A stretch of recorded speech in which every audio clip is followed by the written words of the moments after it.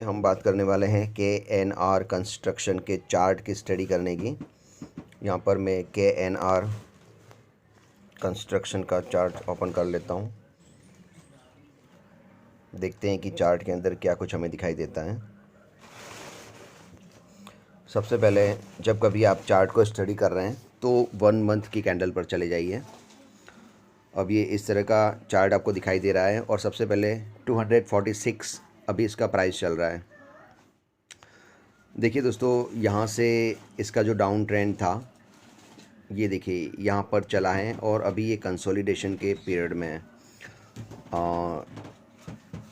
अभी आपको इसे कब बाय करना चाहिए? जब भी, अभी मैं इसके लेवल्स आपको बताऊंगा, लेकिन बाय करने की पोजीशन में आपको दिखा देता हूँ। जब कभी मंथली चार्ट पर ये जो रेड कैंडल बनी है लास्ट वाली, इसके ऊपर जब तक ये क्लोजिंग नहीं देता तब तक आपको इसे बाय नहीं करना है। अगर ये जो रेड कैंडल बन रही है वो यहाँ पर इसके नीचे क्लोजिंग दे देती है तो आने वाले समय में आपको डाउन ट्रेंड और ज़बरदस्त दिखाई देगा। लेकिन अगर ये जो रेड कैंडल बन रही है, मैंने जो लाइन खींची है वहाँ पर आकर स्टॉप हो जाती है, उसके नीचे क्लोजिंग नहीं देती और फिर यहाँ से एक ग्रीन कैंडल बनती है, तो फिर यहाँ से आपको अपसाइड मूव दिखाई देगा। चलिए सबसे पहले हम इसके लेवल्स देख लेते हैं। एक्चुअली इसे हम चार्ट से बातें करना भी कह सकते हैं। जब ये देखिए दोस्तों,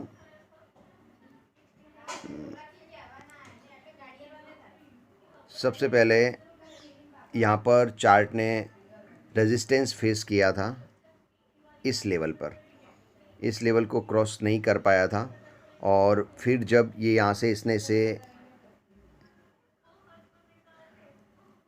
इसने यहाँ से ब्रेकआउट किया तो ब्रेकआउट करके वापस ये रेड कैंडल यहाँ से इसने जो रेजिस्टेंस था वो सपोर्ट बना और सपोर्ट लेके ये ऊपर गया। जब ऊपर गया तो इसे पहला रेजिस्टेंस यहाँ पर मिला था,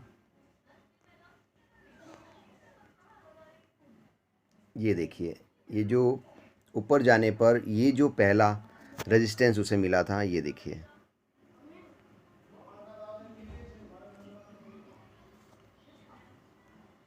यहाँ से ये बैक आया था और इसने यहाँ को ऊपर जाकर ब्रेक किया और वापस इस रेड कैंडल ने इसका सपोर्ट लिया, सपोर्ट लेके ये वापस ऊपर गया। जब ऊपर गया तो इसको एक रेजिस्टेंस मिला था और वो रेजिस्टेंस मैं आपको दिखाता हूँ।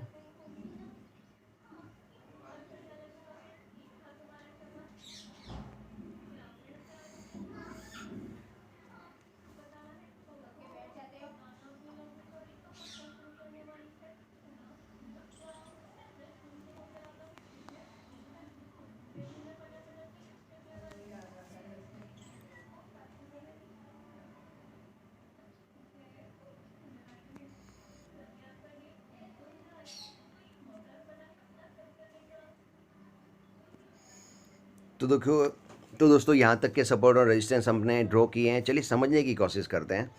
सबसे नीचे देखिए, इस लाइन के ऊपर एक बार निकलने की कोशिश की, नहीं निकल पाया, वापस नीचे आया। वापस दूसरी बार निकलने की कोशिश की, नहीं निकल पाया, नीचे आया। और तीसरी बार यहाँ पर आया, रेजिस्टेंस फेस किया, वापस नीचे आया और इसने ब्रेकआउट कर लिया। ब्रेकआउट करके इस लेवल पर उसे रेजिस्टेंस फेस हुआ और ये नीचे वाला जो रेजिस्टेंस था वो अब सपोर्ट बन गया।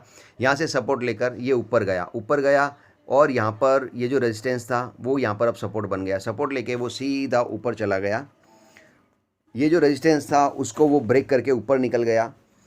यहाँ पर उसने सस्टेन किया, ग्रीन कैंडल बनाई, लेकिन ऊपर ये ठहर नहीं पाया क्योंकि पहली बार गया था और सीधा यहाँ पर इसने नीचे आ गया और नीचे ले जाकर इसने सपोर्ट लिया। सपोर्ट लेकर ये फिर ऊपर गया। इसी जगह पर ये इसको रेजिस्टेंस मिला, इस लाइन के आसपास वापस ये नीचे आया। वापस इसे ब्रेक करने की कोशिश की, वापस ये नीचे आया और वापस इसने सपोर्ट लिया। अब वापस जब ऊपर गया तो रेजिस्टेंस मिला, ज़्यादा नीचे नहीं आया, थोड़ा सा वहाँ पर हॉल्ट कर गया। हॉल्ट करके इसने इसे ब्रेकआउट कर लिया। ब्रेकआउट करके ये ऊपर गया और उसे अगला जो रेजिस्टेंस मिला वो ये था।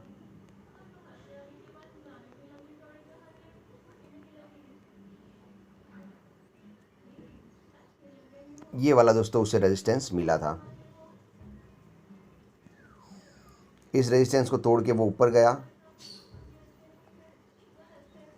आगे उसे जो रेजिस्टेंस मिला था वो ये वाला था।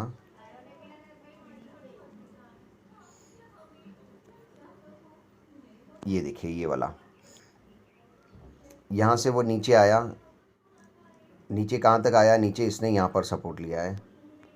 सारे सपोर्ट और रेजिस्टेंस हम ड्रॉ करते हैं, उसके बाद नेक्स्ट क्या होने वाला है उसके बारे में बात करेंगे।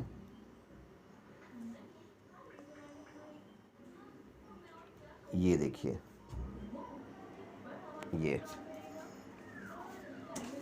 तो अभी हाल फिलहाल आपका जो स्टॉक है वो इस रेजिस्टेंस को फेस करके नीचे आ रहा है, तो ये कहीं ना कहीं इस लाइन तक आएगा। मतलब ये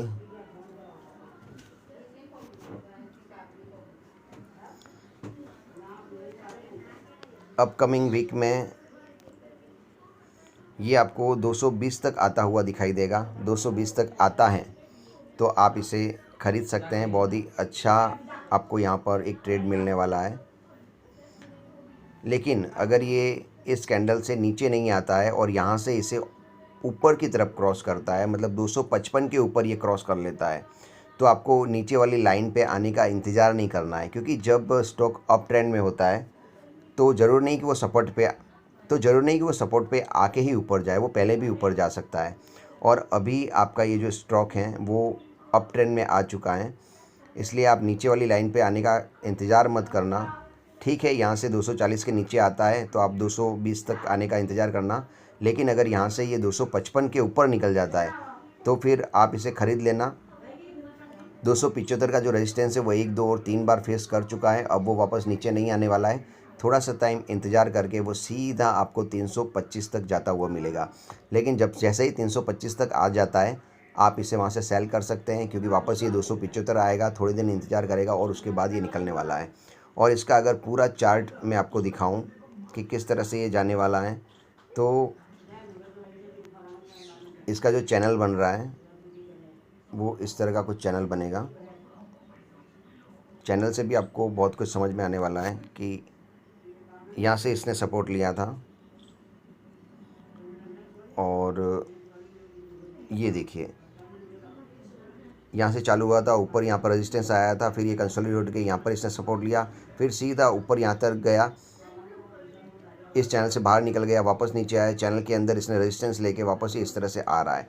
तो कुल मिला के आने वाले समय में जो सीधा गणित बैठ रहा है वो गणित ये बैठ रहा है कि ये है अभी 220 तक आएगा।